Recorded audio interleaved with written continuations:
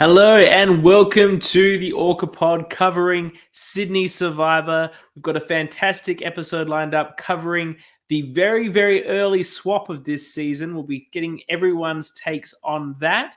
And we will later on have the poor unfortunate boot of the swap screw, my brother from a different mother, TK, to clarify for all of those that have been sending me the DMs. No, we are not actually related. He just looks a bit like me and plays way too hard like me. So, there's a lot of similarities, and I'm sure we're keen to get into it with him. But no, we are not related, so there will not be favoritism.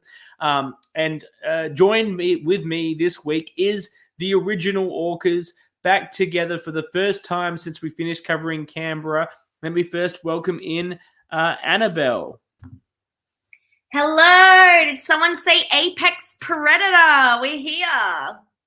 Do you think we can make TK a bit of an Apex Predator? I don't know. You come Absolutely. 14. I don't know who else is currently watching $1 Million Island, but I was living for it this week when Tim, a contestant, gave a shout out to Woofy. Living for it. Did he really? I haven't been watching $1 Million Island. He did. He said, "I'm Tim, I'm here, and I'm the Apex Predator." Did he actually know Wolf, or is this like a... No, I just think that there's a certain kind of person who thinks alike. Did he reference orcas, or did he go for a more traditional apex, like a lion or such? He didn't give us a specific Apex Predator. He just said he's the top of the food chain. Easy now. Okay, interesting. Well, today we're covering the swap, and TK, who we'll have on later, who of course was not the top of the food chain. In fact, he got dramatically swap screwed in the worst way. And look, there were 3 people that got swap screwed, and he's the one that went home. So there's reasonings for that. It's not just on the swap screw. But is there a more brutal way in Survivor to be in a good position? He was sort of not in a great position, but he wasn't going next, most likely, on blue, and then to get swap screwed. As someone who was sort of swap screwed yourself, but not really, but sort of was, do you have a lot of sympathy for TK? We will be discussing that when we get to it, CK. I say we bring in the true Apex Predator of the Orca pod, the man always on top and taking up the most amount of airspace. He's not here. I know. I'm saying bring him in. Drum roll for him. He's not there. He's not in the air. Max, get on the podcast. What are you fucking around at? He's literally in the other room. I have no idea what he's not available. Max! All right, and here comes Max as dramatically introduced.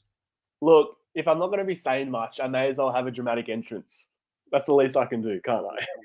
You're warming us up here with your lukewarm. Actually, 2 weeks ago, Max had some fantastic takes. They weren't actually lukewarm at all. It was he was heating it up.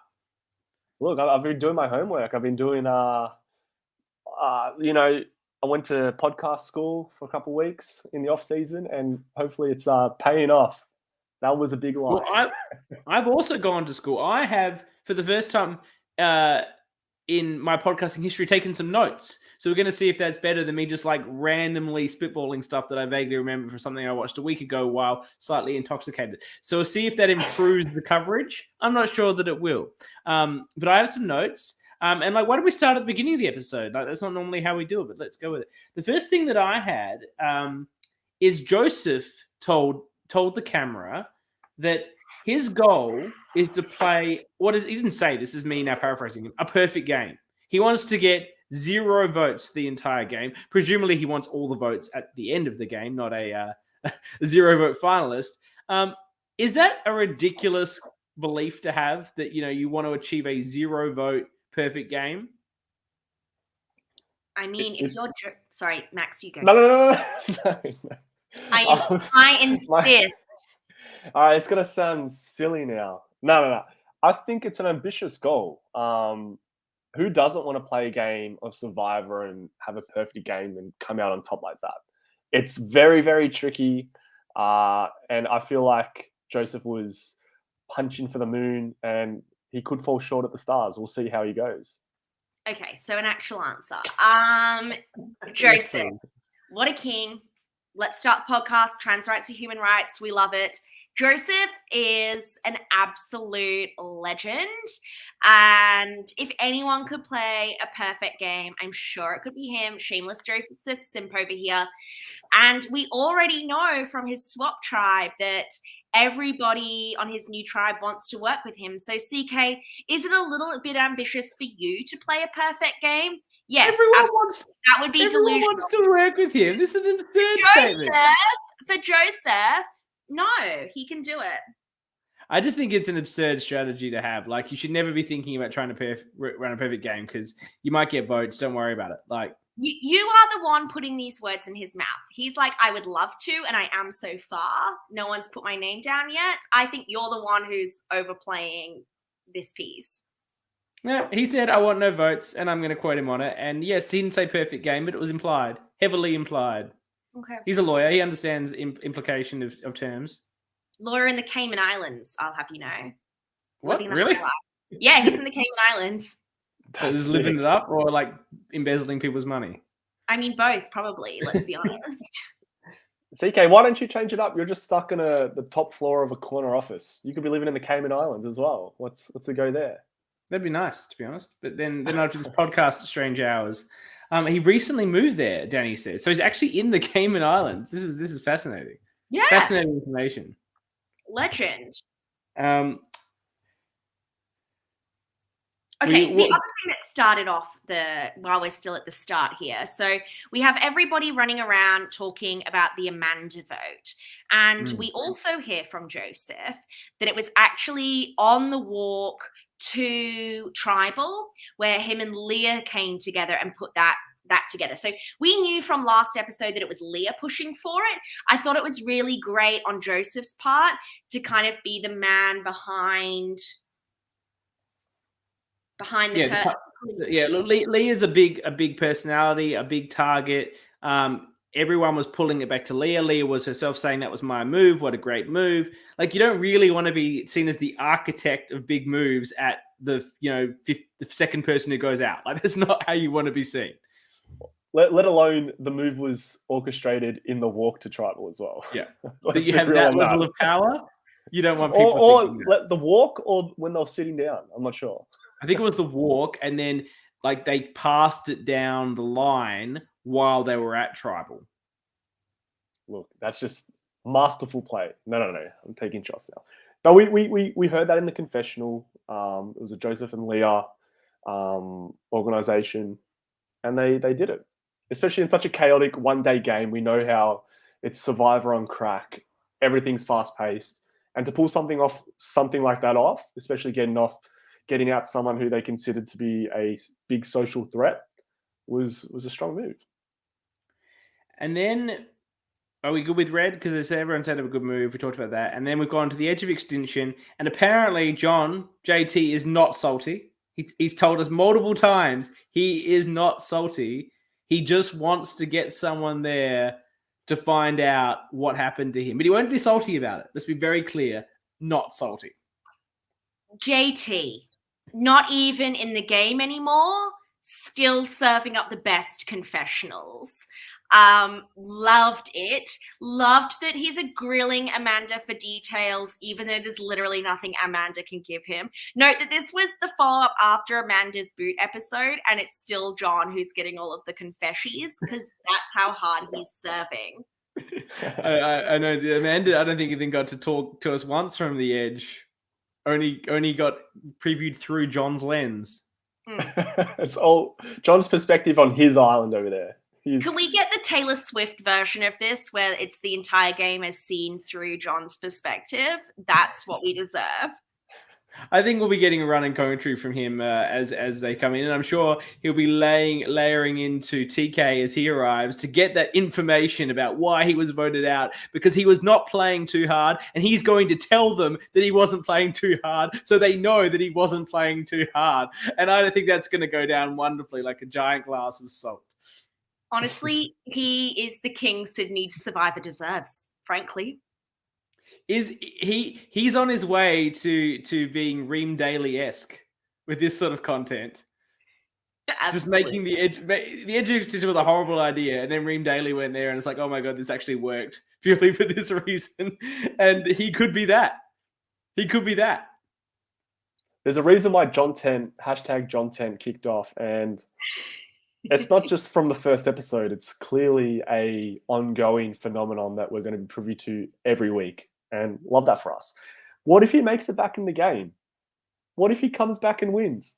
These are all great unanswered questions, and we're all for it. We are Team John, aren't we? I think.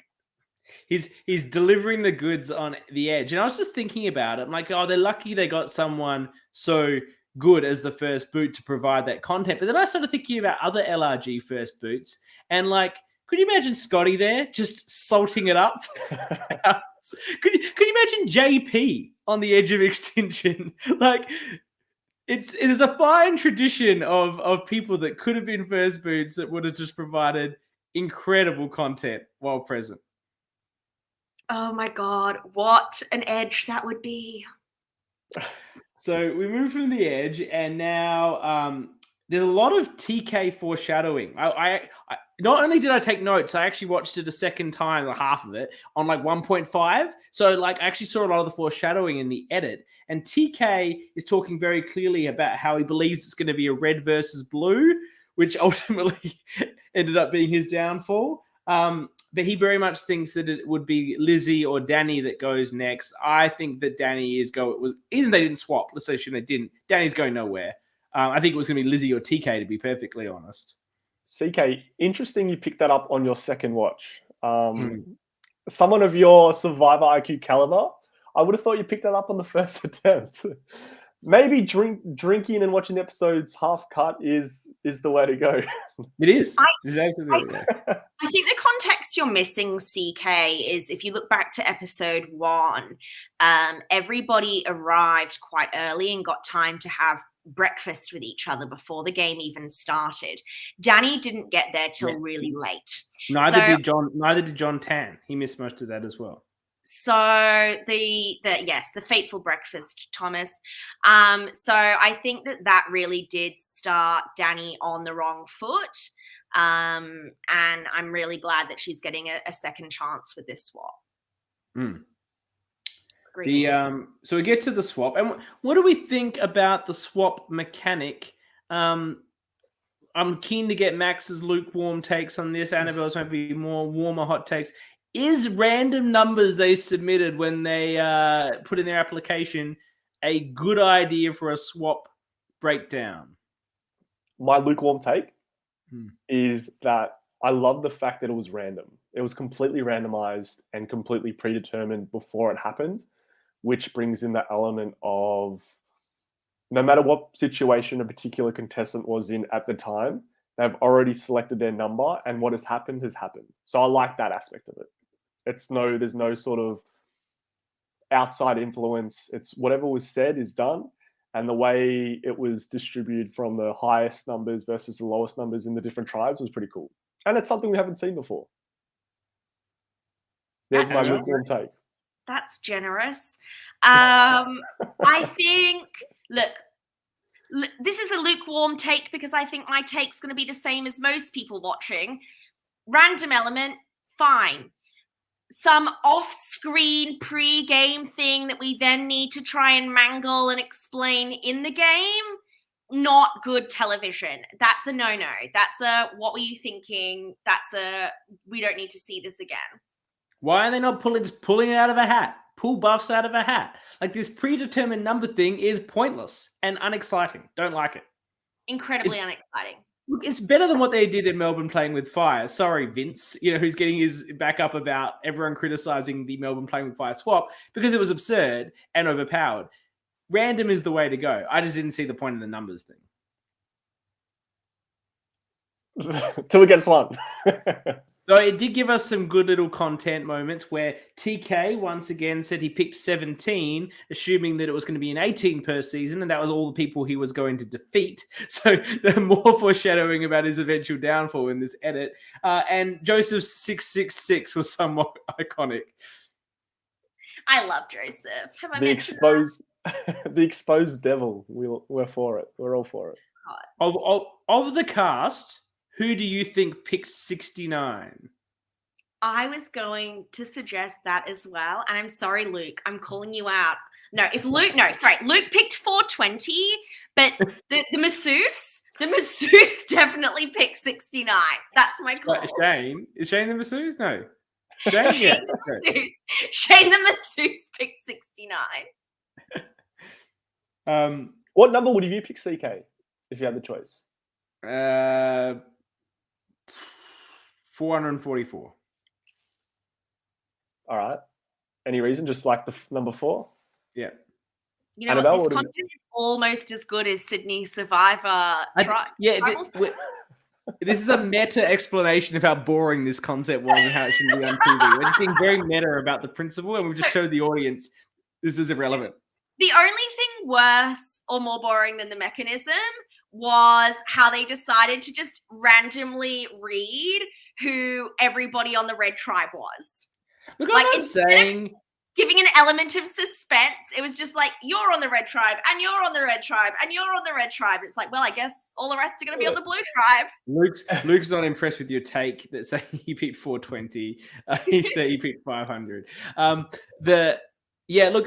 I'm not saying there was any production interference in this, but the whole concept is just rife for potential production interference. And that's, again, what makes it problematic. I'm not saying anything like that happened, but the numbers are completely undisclosed, and then they can just order them in whatever way they want and just say, this is the tribe. And we managed to get an even distribution of 4-3-3-4. And maybe that is, I'm not saying anything untoward occurred. I'm just saying it presents a question that can be asked. So, just on the groups, we have on New Red, we have let's do New Blue first because they don't go to tribal, and we'll talk about them and the dynamics, then we'll do the challenge, and then we'll do the whole New Red dynamics. On New Blue, from Old Blue, we have Danny, Michelle, Sam, and Luke.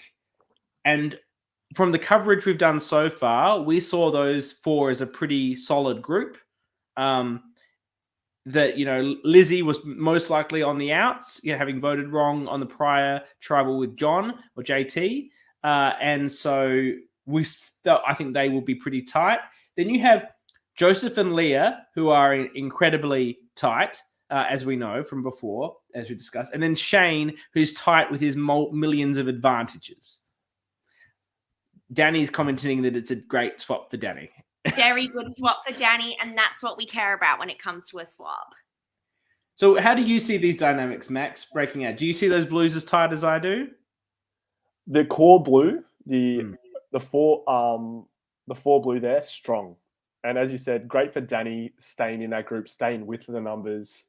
It would have been interesting to see what would happen if she was on the outs, as in if she was on the red tribe with Christy, TK, and let's say she took Lizzie's spot there. But with regards to that, so Danny's got herself, Sam, Michelle, and Luke as the OG Blue 4. Solid group of people to stick with, I feel. And in terms of the Reds, who do you think's in trouble, Annabelle, if they go to trouble?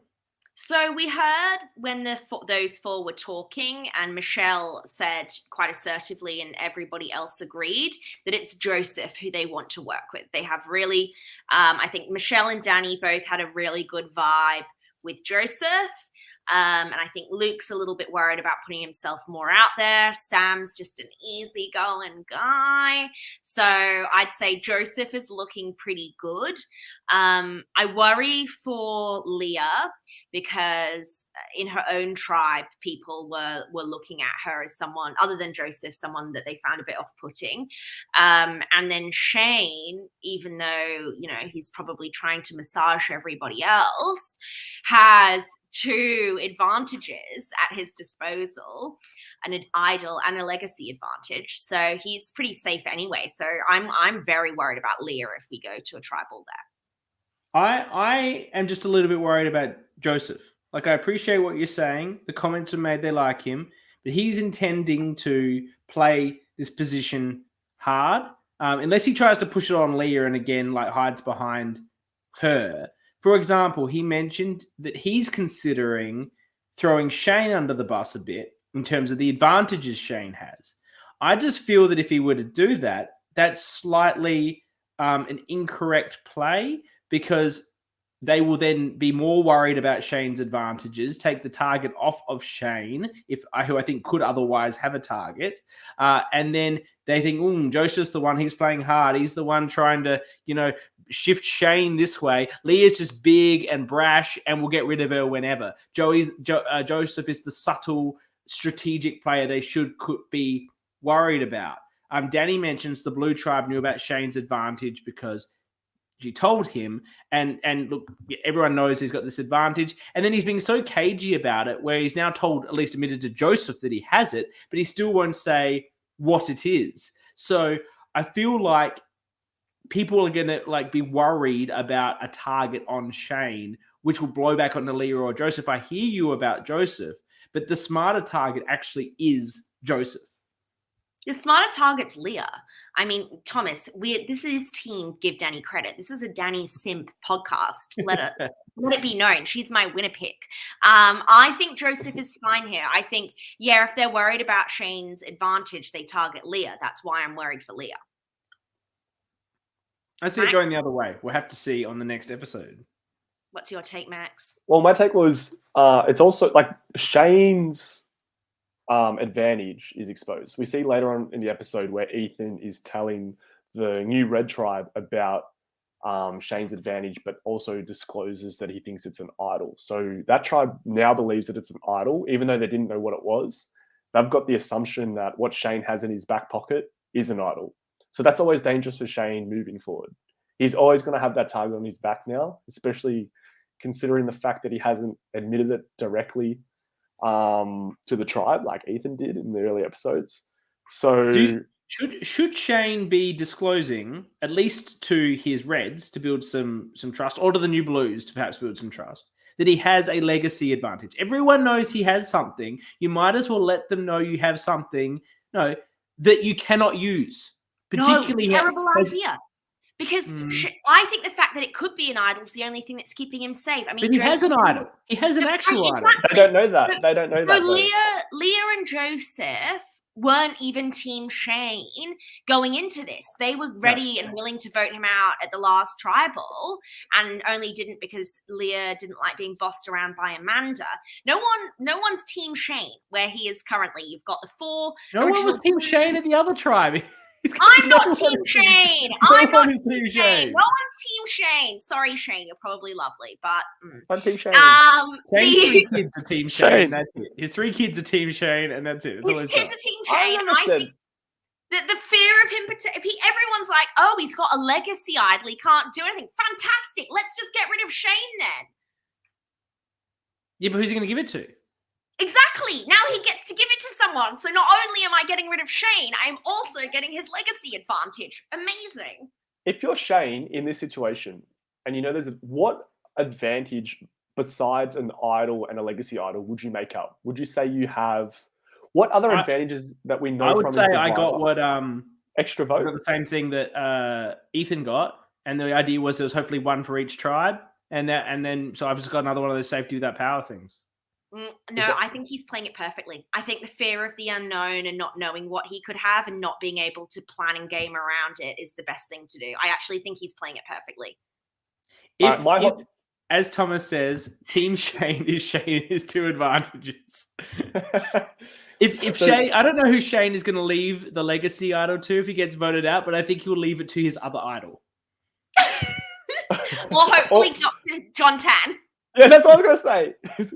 But I think my hot take here now is that I think Shane's going to get blindsided and go to the edge of extinction with 2 of his advantages in his back pocket.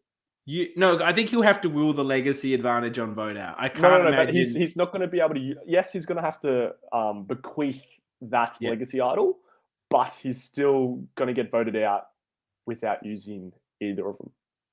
Well, essentially, an idol in his pocket. He seems quite. Look, he's not a big Survivor fan. I don't even know if he's a filthy casual, so he's barely watched any. And he doesn't seem to be aware of his circumstances or the need to really play this art. Like, you're exactly right that he's doing. I think, Annabelle, you're correct about what you're saying he should be doing, and he is doing that. But I don't know if he's doing that with any intent to do it. It's just sort of happening. T. And we did see Leah reassuring him immediately afterwards because Shane was very tight with Amanda. And when Leah was reassuring him and saying, look, we're still good, but I didn't like being bossed around, because Shane, I think, was he left out of the vote? I don't remember. Shane was immediately... Shane was clued in on the walk, and then he was immediately sitting next to Leah at the end. So he was told. All right, okay. But he seemed completely happy afterwards. So yeah, I think he's a flexible player. He's a fantastic player to have these two advantages, because Superfan Gamebot would be a bit boring, but he's just providing this sort of like they're all going to be blown away when he has like a second advantage. They all know about one, but a second. And I love how he found it by looking for his gloves that were in. Was he actually looking for the gloves? I thought he was I think he was looking for his gloves that were in. You don't think this was fake puffer-esque? Oh, look. No, he's not as extra as you. It's Shane. And also, full disclosure, I don't know anything about Shane. I just heard he was a masseuse and saw the track pants, and I was like, that's a red flag. Who wears track pants to Survivor? Wow.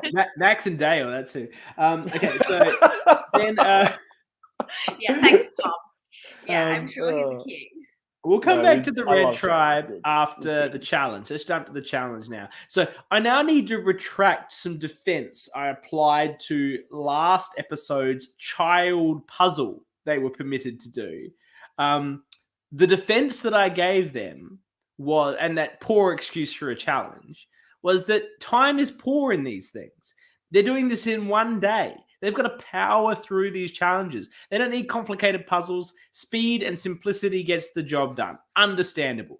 So then they waste our time with this one-on-one soccer match that just went on and seemed even edited. So obviously went longer in the real time. Who thought this was a good concept? If you want me to have my two... I've got some constructive criticism with the challenge. You are the challenge I do the master. Challenges with. All right, in essence, the 1v1 soccer is just a fun activity at a kids camp. For a game where, especially this early in the game, at such an integral point in the game, being an early swap, you want to. And I'm just saying this in all. I'm sure they would have thought about this afterwards, but.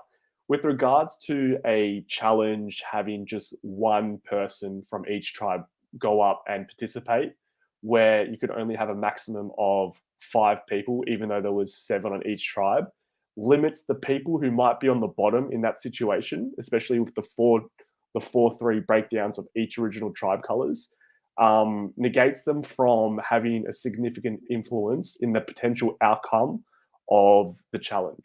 So with this challenge, I would have suggested a more group-involved dynamic where everyone can participate to a point where they can determine the potential outcome of how the result is finalized. And it's a great take. This is another non-warm take. It is a hot take. I love it. It's just coming from experience with running a few one-day minis. And obviously, the next season of Melbourne Survivor. And everyone should have a chance to save themselves. Everyone should have a chance to prove their worth to the tribe. Everyone should have a chance to fail and show that they cannot contribute to the challenge capacity of the tribe. That is an absolutely fantastic take. And it's a poor challenge regardless, but additionally poor to be placed at this position in the game. It was probably a bit early. It was probably a bit early to be used. Great challenge for maybe a individual immunity where it's like sort of a knockout format. As I said, I've said what I've said, but it seems like they spent a lot of time setting up. There was goals and crates and cones all over the place, like multiple balls. I'm begging to jump in right now because I've got several takes about this challenge. And let's start with the cones. So the cones were indicating that there was a concept of in and out. I'm just saying the biggest thing this challenge was missing was Dom Pell. Because if Dom Pell was there is no way that those out rules would have been flagrantly abused. There was no concept of out. It was like if the ball went out, you could just chase after it, or someone would give you another ball. And it was like the first person to the out ball's the winner. What was that? I mean, don't get me wrong. I'm the girlie where her teammates would clap if I didn't run away from the ball. So I was never going to win this. But like, I'm sorry. If you've got points to indicate in and out, then honor in and out. And the biggest outtake from this, and it came down to the Matt versus Sam matchup, where I feel like, yes, well done, Matt, on getting the W on that. But I felt like Sam was kind of hard done by in this challenge, where the ball went out and then a different ball was kicked into the arena, which essentially took Sam offside, gave Matt the free run at the goals, essentially giving him an open goal to hit the target. So the one ball that was used in the challenge. Production interference. It was, and that was something that I think it was just a matter of.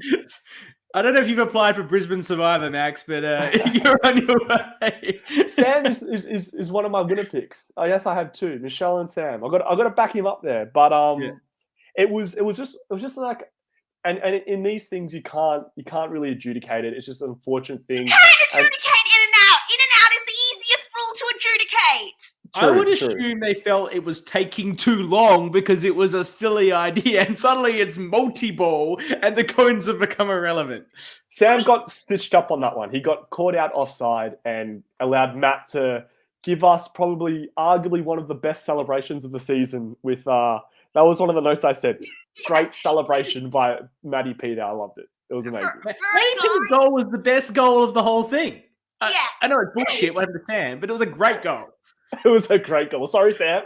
You just got done on the offside there, but it was awesome content for Maddie P's highlight there. And that's the two positives of this challenge. Number one, win for the gays. Matt and Joseph absolutely smashing it, and we love that. The other win was seeing TK was pretty good. His showdown with Joseph, he was very defensive in terms of stop. He had a slide in to stop one of the goals. That was a good matchup, the TK Joseph matchup. That was the highlight. That was good. That was good, and I enjoyed it. And that's the other thing that I thought was good about the challenge, was getting to see the people who had clearly played footy before versus those who hadn't. I mean, Ethan was out there flexing with his fancy footwork, which we live to see. And I was like, okay, I can see the kids who played indoor soccer in primary school versus us who clearly were not.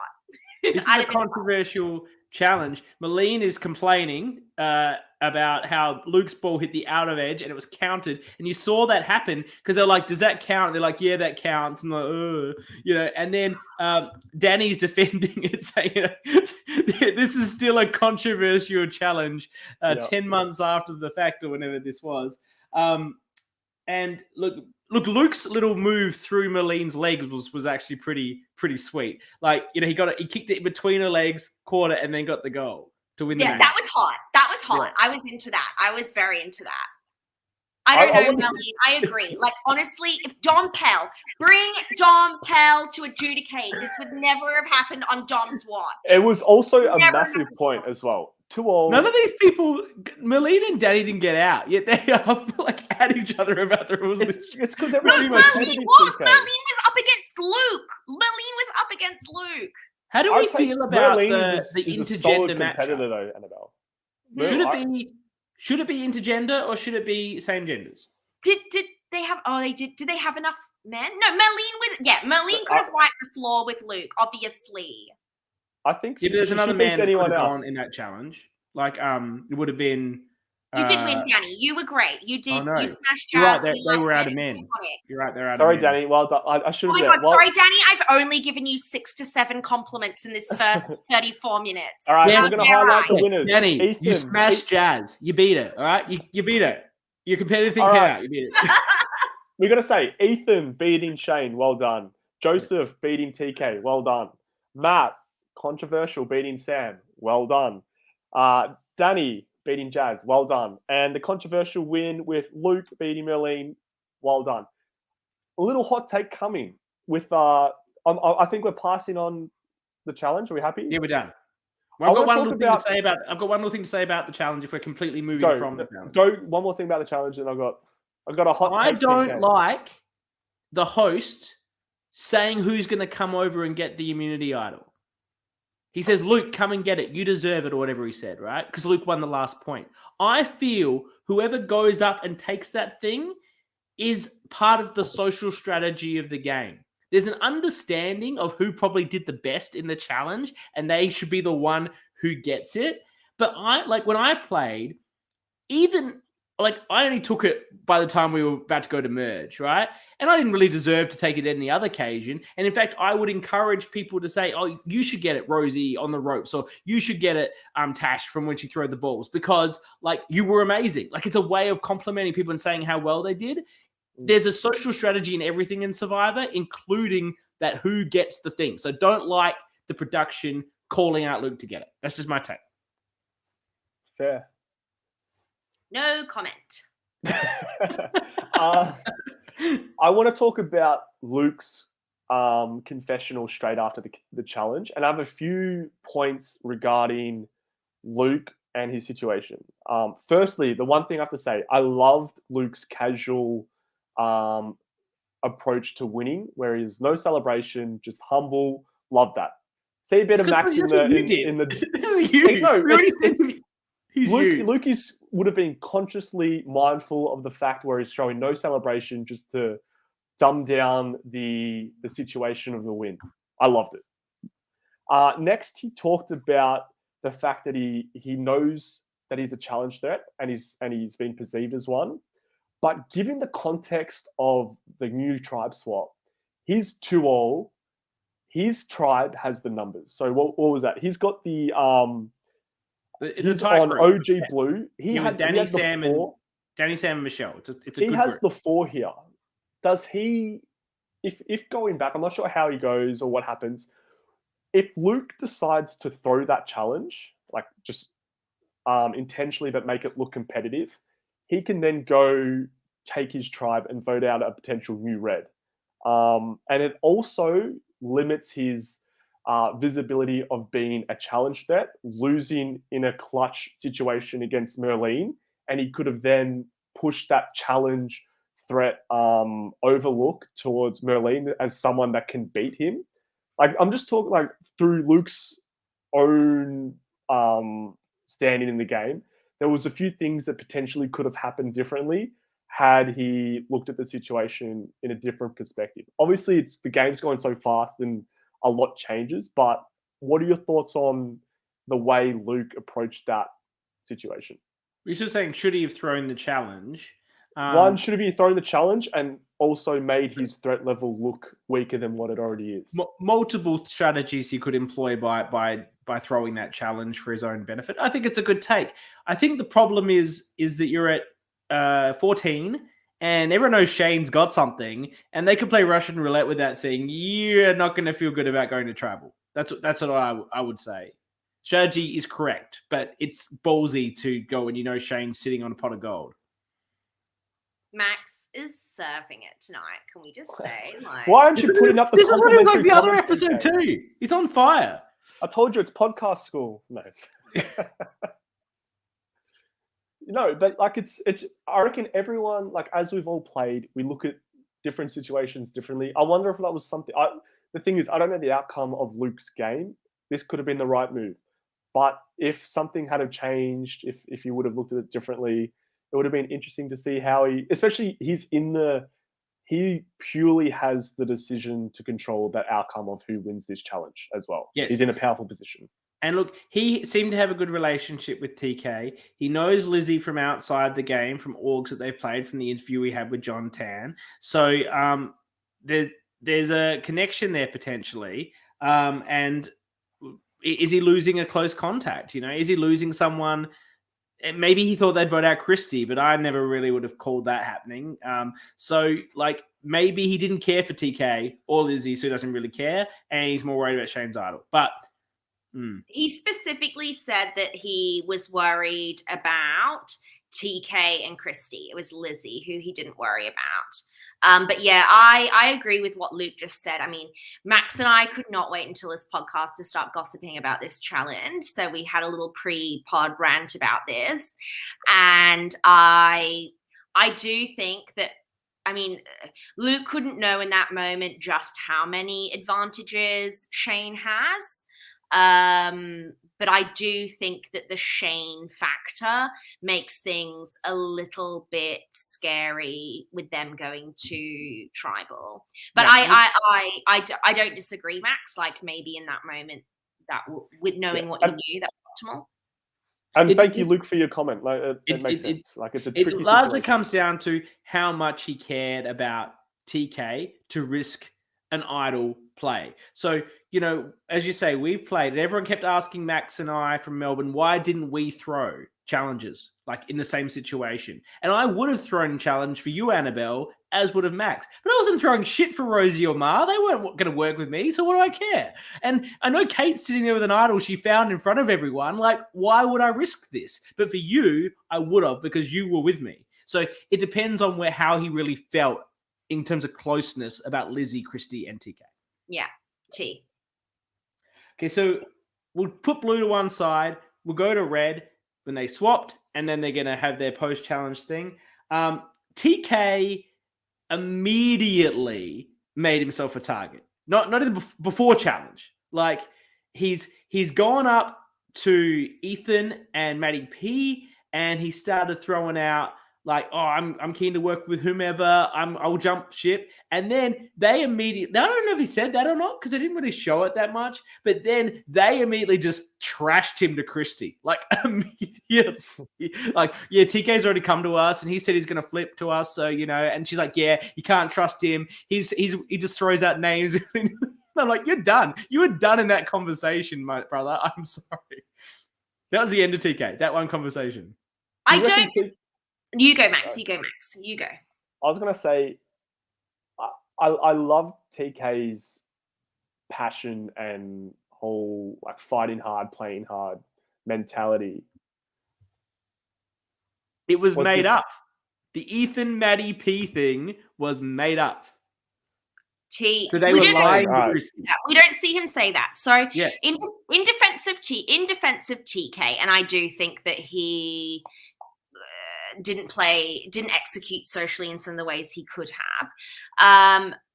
I put a lot of the blame on this on Ethan. So Ethan's one of our strategies. He's TK. I think he means TK, but you know, we're the same person. Okay, all right, sure. So he does say that. Okay, yeah. Whatever. But in defense of TK, we see Ethan coming on pretty strong in the conversations that he has with Christy and TK, where immediately after the swap, like they're walking back to camp, Ethan's straight on TK. He's like, what happened at your tribal? Tell me what was going on.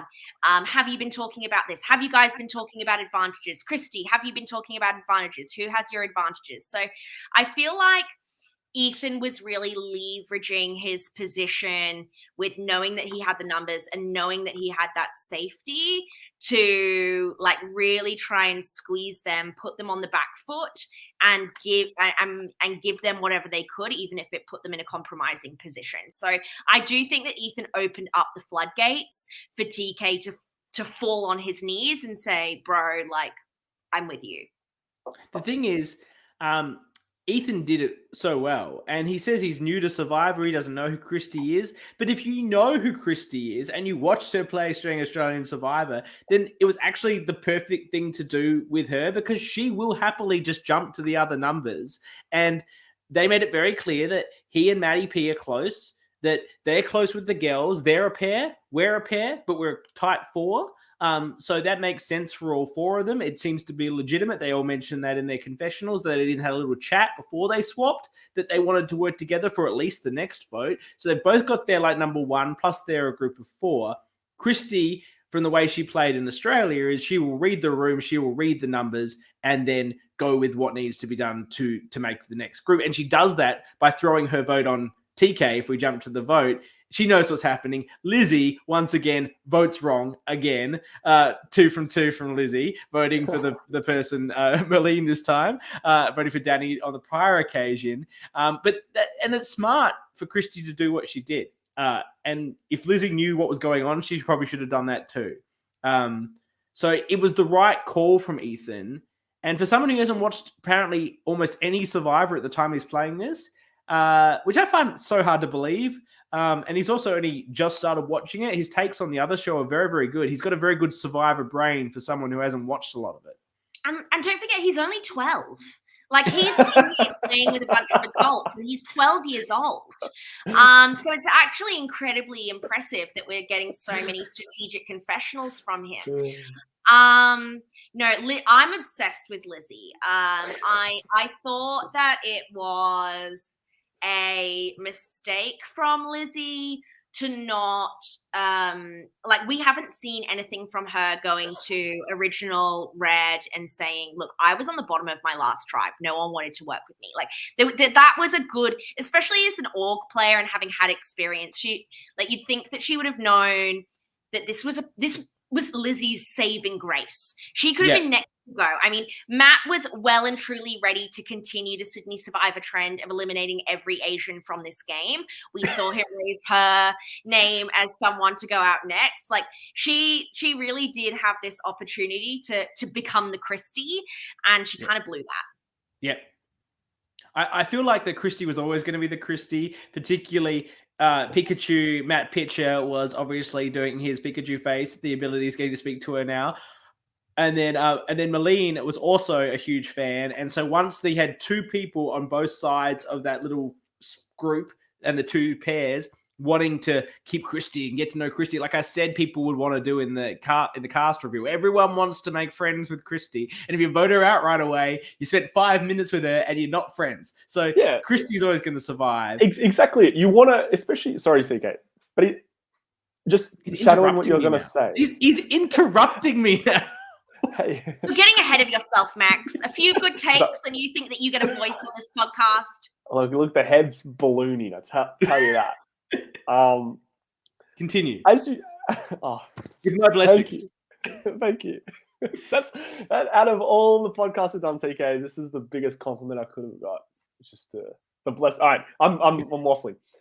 As you said, if you're playing with a winner of Australian Survivor, you've just swapped, you're just in a tribe with her, you're not voting her out. You want to play with her. You want her to know your name. You want to at least work with her and just pretend that you're actually on the show. It's such a cool experience playing a LRG, and then to be playing with an actual Survivor and have that opportunity to vote someone else with her, vote someone out with her is pretty cool. And given everything that's going on, that's probably the highlight of most of the people who've played this game's thing. If you were to be honest with it.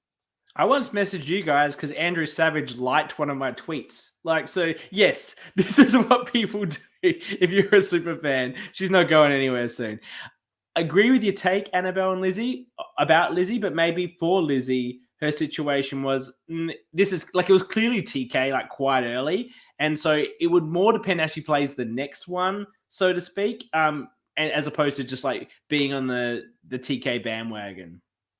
It's too late at that point. If you don't go in from the start and say, my old tribe's dead to me, they voted, I was the only person left out of that vote, I'll do whatever you want, Christy, TK, I don't care, I'm with you guys, they mean nothing to me. If you're not saying that from the first vote, you don't get another shot to say that. And to be honest, I don't know what more could have been done, because even if she did do that, I still think they're keeping Christy over her. Yeah, probably. So I wanted to take a moment to talk about Jazz and Merlene. So I feel, we see Jazz is involved in a lot of the strategy chats. She manages to be involved in almost all of the conversations. When Matt tries to put Lizzie's name forward, it's Jazz who pushes back on that and says, no, I think it should be TK.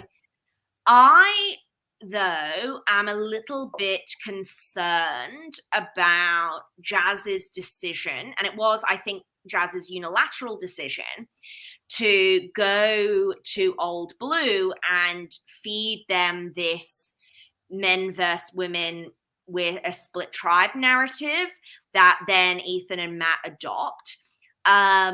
Because once you get the ball rolling on that and you seed that idea, it doesn't take a lot for that to then become reality. And we start to see that a little bit more where Ethan half considers the idea, even though he doesn't perhaps do it seriously. And I'm just concerned for Merlene, because I feel like it's probably Merlene and Ethan we already know, butted heads a little bit on Old Red, where Merlene was kind of coming for Ethan.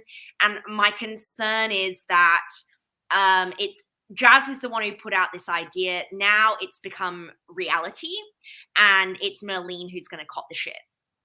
Yeah, except that I think with TK going, it limits the risk profile of it. Like if TK was still there, it does not. I did see. All it takes is one. They can then get rid of Lizzie, and if Christy's siding with the boys, because now all the Blues are in a position where they're saying, "Am I closer with the men or with the women?" Yeah, the 2-2 is a bit. The 2-2 is a problem in that way, particularly when they get to 5.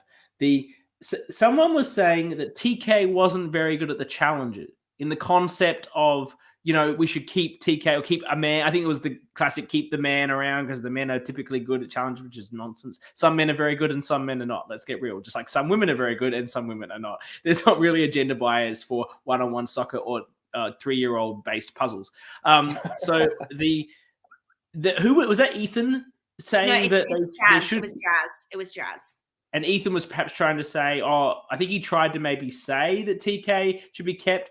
But then they're like, who do they have over there? Actually, it doesn't matter. Like, I think he backed down on it quite quickly.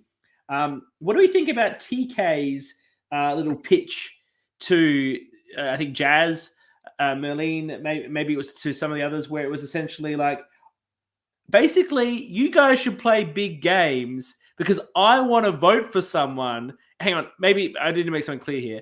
Is this a full cast jury? Because otherwise this makes no sense. It was worse than this. So he goes to them and he says, for Blue, it makes total sense for us to stick together as Blue and try and get Red to flip on each other. But, and no further examples or explanation, Red, it totally makes sense for you guys to flip on each other and come side with us. Okay, so we've been told it is a full cast jury. So now it makes a bit more sense why he was talking about who he would vote for. But I still think that Final 14 is not a time people are worrying about your jury vote. The idea was good. The idea was good. The execution was not good. He needed to give them real explanation as to why this was a good move for them. Not, this is a good move for you, even though I wouldn't do the same in your position. It's not a good move, though. Like, it's only a good move for TV. It's only a good movie for TV. Like, it's the same with what happened to you.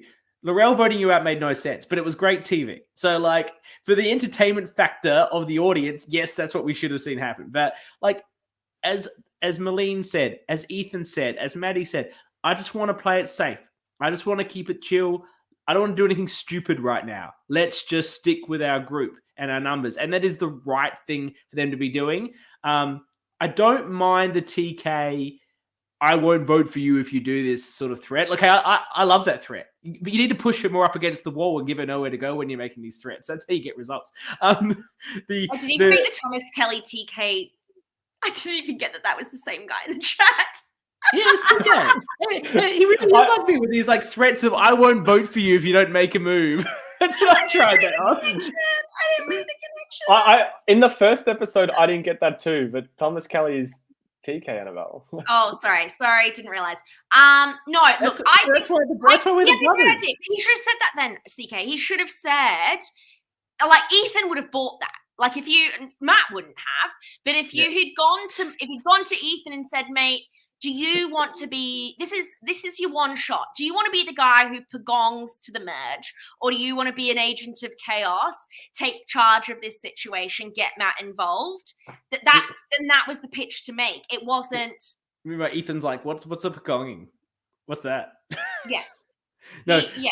But you're right. Ethan gives the highest. He keeps saying he wants to be safe, but he gives the highest chaos vibes. And he's got an advantage in his pocket that he can use when he needs to if he feels a bit under threat. So he was pitching to the wrong people. I don't know if is it time we just bring TK in? Like the tribal was a bit whatever. Like bring him in. Bring him in. All right. So my brother from another mother, the CK and the TK. He's here. We've been roasting him, and now he comes to defend himself. Welcome to the ORCA Pod, TK. Hello. Before I forget, I just need to take off my jacket because there's all these hot takes. Because it's been Max, mate, honestly. Thank you, TK. I'm trying. No, it's good, honestly. Like, and you see it from the game. Like, I'm nerding out. I feel like I'm fangirling again. I met Christy, and now I'm meeting the ORCA pod, and I'm just like, stop it! You know you're an ego-centric group. Well, you got the OG orcas as well. You can get the fill-in orcas. You got the OG orcas. But I gotta be careful because was it Annabel? Was it you when you did the cast reveal and you were like saying, you said, "Oh, TK is a man who likes his money. He gets all those coins from the trolley." My wife was furious when she heard that. She's like, "You can't go on that show." Yeah. Anyway, I'm going to be honest now. She's like, "Who's Annabel?" And I'm like, "Oh, she hosts this." Anyway, it's just funny. Hang on, what was she furious You're about? in the naughty corner, Annabel. Because Annabel thought I was a rich man. I'm a public school teacher, Annabel. I've got nothing. Darling, if that's what your wife is getting mad about, then let me talk to all of the other wives I've upset over the last. CK's wife won't talk to me either. So that's so good. It runs in the family here. Just the CK vibe. That's our type of partner. Yeah. So, long lost brothers. I love it. You played hard. We're doing a little similar. You played hard.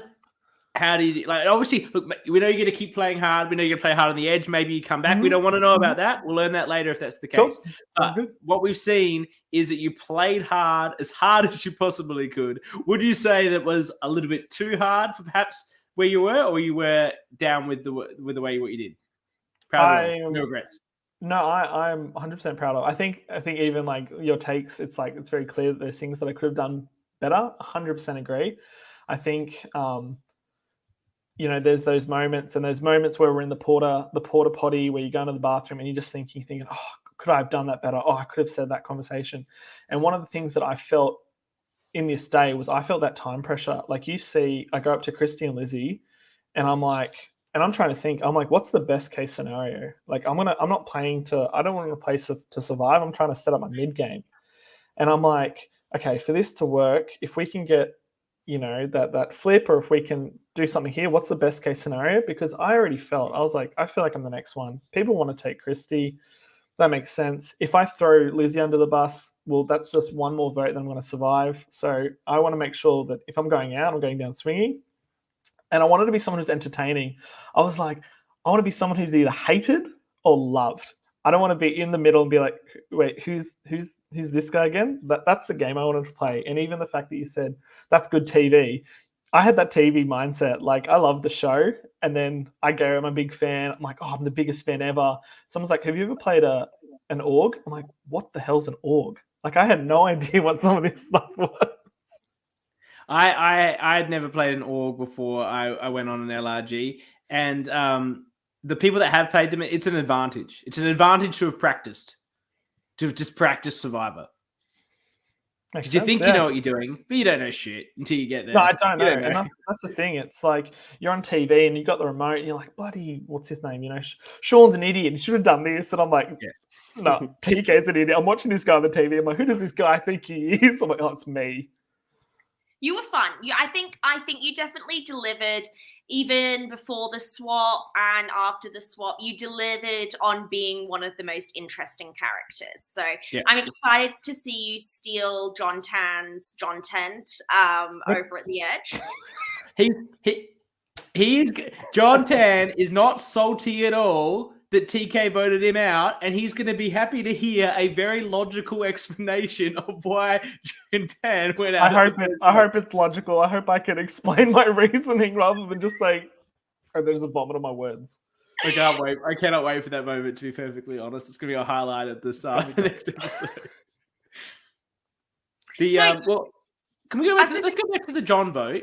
You were targeting Danny, is that right? And then it got moved? Yeah, so what happened? So right at the start, we get the buckets. And then I see that the buckets are separated into two. And then everyone grabs a bucket and I just wait back. Because the game that I wanted to play was one where I'm just observing and paying attention and not being super trigger happy. Didn't really work. And I noticed very quick 3 votes.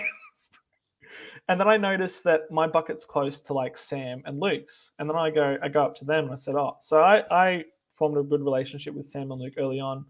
And then we go to this, we're meeting. We're like, oh yeah, what does everyone think of each other? And everyone's like, oh yeah, everyone's fun. What do you think? Oh, everyone's fun. And no one's like producing a name. And I'm like, okay. I'm like, let's just get the ball rolling. And I'm thinking, okay, who haven't I built that much of a relationship with considering this breakfast? Like I was there second. I was there early. And then I'm like, okay, let's just try Danny. And I'm like, I'm not super set on Danny. I've got no either or. I just wanted to get that conversation started. It's like when you go out to dinner and you're like, where do you want to go? And everyone's like, oh, I don't know. But if you say, I want to go Nando's, then someone can say to you, I don't like chicken. And then that conversation keeps flowing. Yep. So I was like, if it ends up being Danny, so be it. But I'm more part of that discussion, that discourse, and just to see that's feelers. And if I get voted out because I'm the first person that said a name or one of the first people to say a name, that's okay. I'm okay with that. Like I'd rather. But you obviously did well because it didn't blow back on you. It didn't like, oh, TK is saying my name, or people are saying to Danny that you were saying her name necessarily in a way that you were targeting her. It moved to John. It wasn't a blowback. So you must have done it in a way and to the right people to not cause that sort of result. So you must have done that well. That's good. Thank you. And it was funny, like there's a stage where like I tell Danny, I said, hey, like I genuinely want to work with you. I want to repair that relationship. And Danny's like smiling. And I think her face is like smiling, but her eyes are like, I'm going to kill you. I'm going to get you. And it's just like, okay. Well, she actually said, I think it would have blown back if you hadn't swapped. Yeah. So she said it could have blown back on Danny. It could have blown back on Danny. So it sounds like it wouldn't have been Lizzie if they went back. It would have turned into the TK versus Danny battle. Which would make a lot of sense, to be honest. That'd be entertaining. So who were you tightest with? Who were you tightest with on Original Blue? So I was definitely. So what was interesting was that first challenge, Sam and Luke, and also what blew my mind was with the Easter egg. I end up going off to the right, and Christy's there, and Christy comes and approaches me and starts talking to me, and I'm like freaking out. I'm like I just want to drop and be like, hey, let's go get a coffee. Like stuff this. Like see you guys later. I just want to like find out more about her and just really understand who she is. And I'm just like, wow. But I'm also in the back of my mind, I'm like, the game I want to play is like a threat game. I want to play a big game. I want to play a ballsy game. Later in the game, the mid to late game, I want to play like a quieter early game. And I was like, not only is Christy going to be good TV, she's also going to be a phenomenal shield. Like, and socially, like you see at the breakfast, we're all there. We're awkward as anything. Like I love hugging everyone. But she walks in and hugs like 16 strangers. Yeah. And I just watched that and I'm like, oh, wow. Like for anyone to do that, I would have been like, wow, that's incredible. Do you think you could have done that, TK? Do you think you could have walked in and hugged 16 strangers and that would have been a positive way to start your game? No, this is COVID. There would have been like, who's this schmuck coming around slobbering on everyone? Yeah. Yeah, I want to push back on that because I feel like someone is only a shield if they are more so something that you also are. And that they're going to get targeted first. So she's so socially good that I feel like people are always going to keep her over you, not vote her out over you. Except if they're at like final 4 or 5, which I think is what TK. But that's what I'm thinking is I was literally thinking, okay, what's the longer and prior to weeks of this, you're like, okay, who am I? What type of person do I want to emulate? What type of player do I want to be like? And I'm like, I need to play with threats. And I also think as well, like, what's going to be entertaining to watch? And when you see Christy, and I'm like a mega fan and a Survivor winner, like them playing together, that's going to be entertaining. And just to see me just drool and just like be flabbergasted with this amazing winner. I like that your whole thoughts about Christy is how do I get myself in this edit more? And it's by standing next to Christy. it's not the edit. It's just like, because for me personally as well, like I was like, I want to be that confident guy, because being a confident player goes two ways. It's either the guy that gets to the end and be like, wow, we knew what he was doing, or he's the confident guy who says, I'd hate to go next, and then goes next, which is what I got. So I was, yes. No shade. I mean, both Max and I were using CK as our douche shield, and look how that ended up for us. I survived the longest. I lasted the longest. You were my shield. So good. But yeah, no, great point. Absolutely great point. Yeah, I love TK. Like, it was great. And everything that you said, like the way you portrayed yourself and the way you went out swinging was awesome. Great TV. And Thank you. you should be super, super proud with how you went. Obviously, it was cut short. But like the what ifs, like I'm saying now, like I'm hoping you get back in the game just to see how you go if you do come back. But like I was gonna ask you why you didn't want to throw like Lizzie under the bus just to save another round. But your explanation of saying that you want to go out, be that sort of aggressive player, go out with a bang was such a good reasoning towards. But even if I throw Lizzie under the bus, because it's clear that Christy is social glue, like she's going to survive, and I want to play with Christy. And if I throw Lizzie, I'm going to the next vote. So I need to set up a way to get me through like 3 votes, and the way that I do that is by jumping over or by getting Reds to join. Yeah.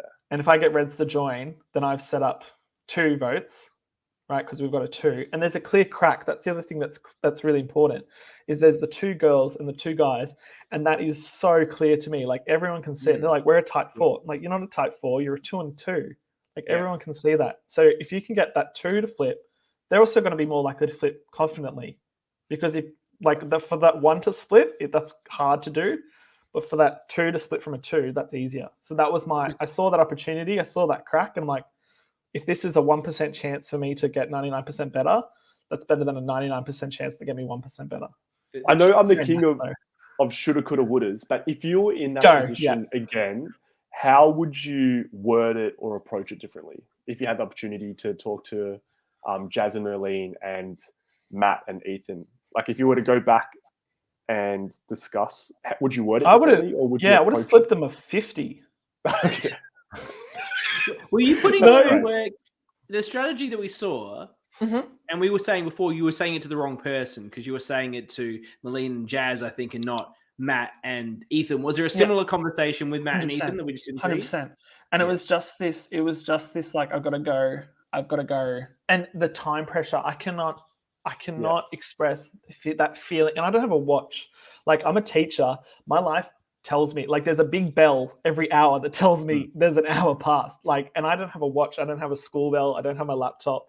And it's like, oh, you got 20 minutes. I'm like, what does 20 minutes mean? And I'm like, I can see that, you know, I'm a dead man walking. Okay, I got to move. I got to be a bit aggressive. I've got to have this opportunity. The only thing that I think about, which is interesting, I think, is that Jazz and I were the first 2 players there. Okay. So there was a relationship that we had. We'd already spoken. Now, I didn't really use any of that information or any of that relationship from earlier to my advantage. I think I just sort of saw Jazz as red and me as blue, rather than, okay, maybe socially, like we've got some stuff here. We're both educators. Like, maybe there were a few teachers in the game. Like, I thought that if you figured that out, there might be possibility of something. And that's why I was like quite close to Luke, because I looked at Luke and like, this guy's one of my colleagues. Like this guy is a clone, and I was like, okay. Not only are they teachers, but don't forget, Ethan's still in school. So I mean, that could have been a real great connecting point well.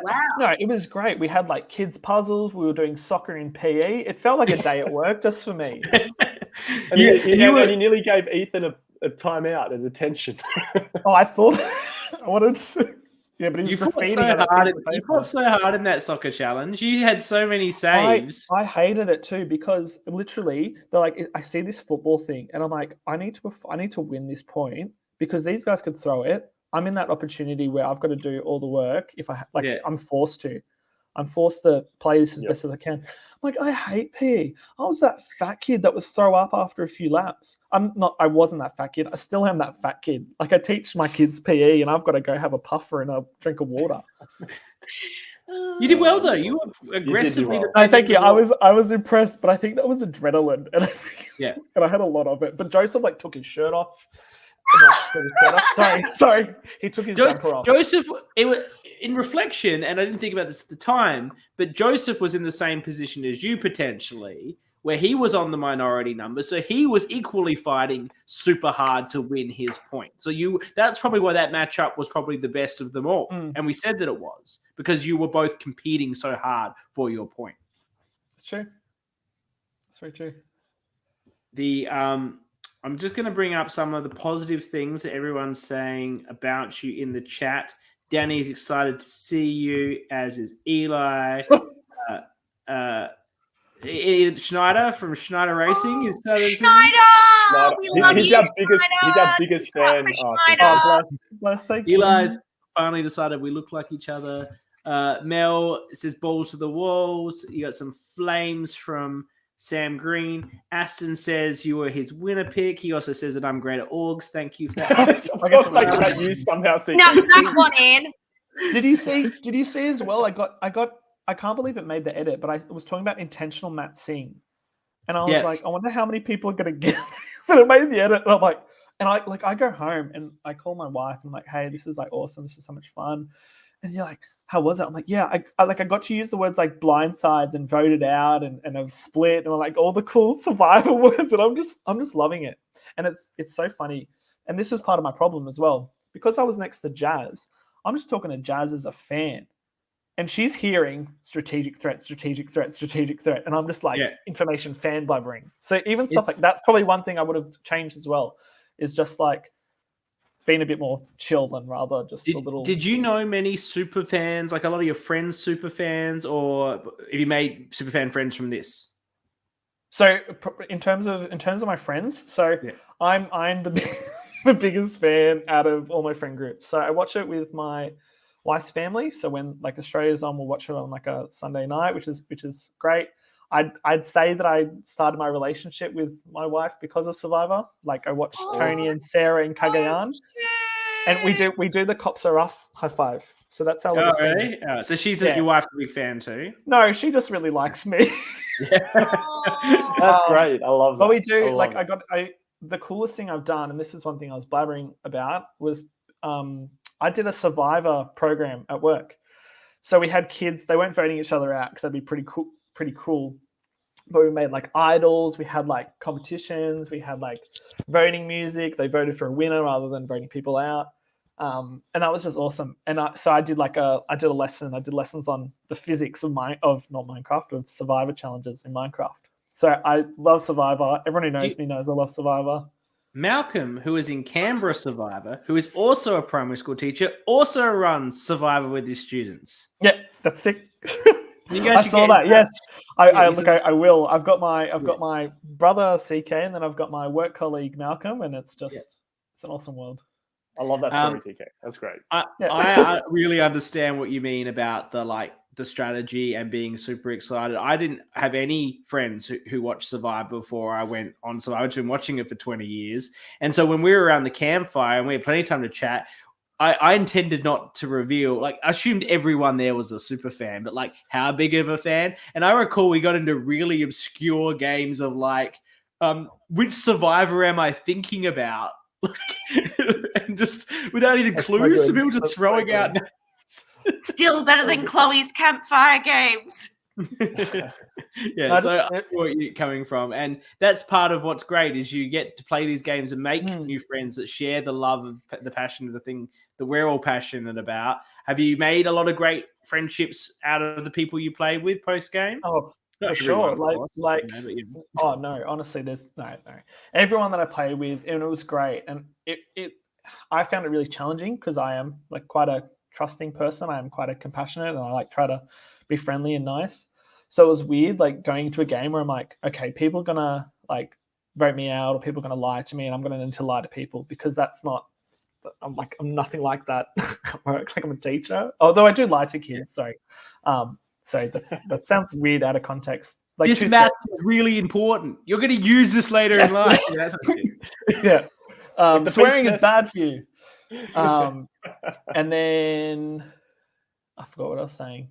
Oh, yeah. And it was No, about friends. Yeah, and some of it's really cool. Like Danny and I have been working on the socials together, and I always think it's this funny relationship where I went up to Danny and I was like, oh, we should vote out Danny. But now we're working really closely on the Sydney Survivor social media, and that's like a real blessing. And it's good to just have like these random chats or like, oh, that was a great episode of Survivor. So I'm just stoked. People who talk about Survivor have a special place in my heart, and it's great to meet. Mel's going to hook you up. Yeah, please, Mel. That'd be cool. I'll take it. TK, if I post you an envelope of gold coins, do you think that would make things up with your wife? Look, for the trolley. All I'm hoping, gold coins for the trolley. Oh shoot! Look, we take all the money we could get, but I think I could. I'll just get some footage. I'll get some footage of her opening these coins. Please send it to me. We can we'll show it on. We'll I show think it on my the relationship's still salvageable. It's definitely more salvageable than my relationship with TK's wife. It's fun. When she was asking you, who is this Annabelle chick? Who does she think she is? Is that the gist of what was going on? Were you like, she's on Traders season 2 and she got to play with Luke Toki, so I respect what she says now. Do you know that, TK? That Annabelle's on Traders season 2? That's part of the Sydney Survivor chat. It's like, did you see Annabelle's on this? And it's like, oh, what? And everyone's excited. Like, everyone supports the fans. Everyone's mad to be part of it. Everyone's going to lose their mind. People are losing their mind over someone they vaguely know that's on this crazy 100-person island game. Yes. Everyone's going to lose their mind for Annabelle on Million Dollar Island stan here. Everyone tune in. It's great. I think he's going to get axed, to be honest. But let us get real. So you sound like you had an amazing experience. It was everything you wanted it to be. Obviously, still could be more. We're still going to see you, which is exciting. And, I actually was probably thinking maybe of the 3 people there, you might have the best ability to get back in, but you've self-described yourself as the unfit bad sports kid. But here's what I like about Survivor is that there are challenges where it's not always the fittest, it's not always the fastest, it's not always the strongest person that wins. And all it is making sure, and all I'm saying, special education teacher, I saw that kid's puzzle. I'm hoping it's happening again. CK, I think like you are my hot favorite to return to the game at the moment. And I hope you do, genuinely. Excellent. We'll see. Oh, I'm excited. I know. Oh, it's exciting. I usually ask this question, but what was the best part of your experience? Obviously, if you do make it back into the game, please don't give us spoilers. We call this Max's feel good corner. So I'll say this is my little section here. This is like the what did you obviously for a lot of us this is the coolest experience that we're going to have to playing, like the closest experience we're going to have to actually playing Survivor. And we know that there are a lot of different franchises in Australia now, and all of them are great in their own way. What was your takeaway from this experience in your words, CK? I'd love to hear. I think so. I'm trying to think. So until I'll say for the first 3 episodes. That's a good little clue potentially. Yeah, sorry, but I'll say so far. No, because there's with JT. Because there's edge stuff. There's edge stuff. Probably the one thing that I thought was hilarious was I was the dickhead that goes up to Eli at the end and I say, "Hey Eli, do you have like the votes that I got? Because I want Christie's." So I took Christie's autograph or reverse autograph. I took that home. Dude, I wouldn't really care about keeping the votes that I got for me. Max has his votes. I have mine. I like those things too, TK. I love those little things. And when I was voted out, I went and got them for Max and CK. It's true. I went. And I think as well, sweet. Like just to hang out with like fans was just a blessing. And there were genuine moments where I just like forgot we were like playing a game, and it just felt like these people who were just, because I love that. Like I'm a massive person about community. I love community. I love when people get together about something. Like that just makes me feel so good. So just to meet these people, and it was weird because it's like, am I reading this right? Are these people actually like nice and caring? And you get to the end and you meet some of these people and it's just this feeling of like, oh wow, like these are some really genuine people who really care about the game, who really care about each other. And that's the thing. Like, I knew that if I'd fall down, people write my name out, but if I fell over, they'd pick me up. Yeah. You know, and that's the people who want to play against, and that's the people who like I'd love to beat, but I'm glad people who beat me.